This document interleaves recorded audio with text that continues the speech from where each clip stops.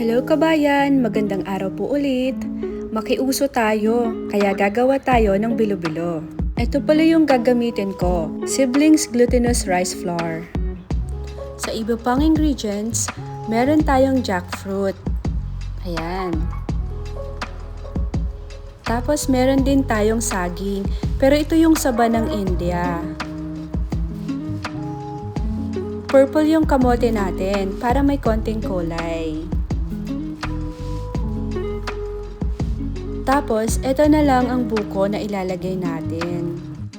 At syempre, ito ang star.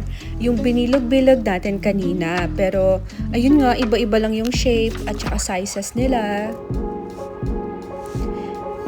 Meron din tayong gata. Ayan. At kakang gata. Then, tcharan! Ito na yung bilo-bilo kabayan. Tara, tikman natin. Mukhang masarap. Mukha lang. Wow! Hanggang sa muli. Good day!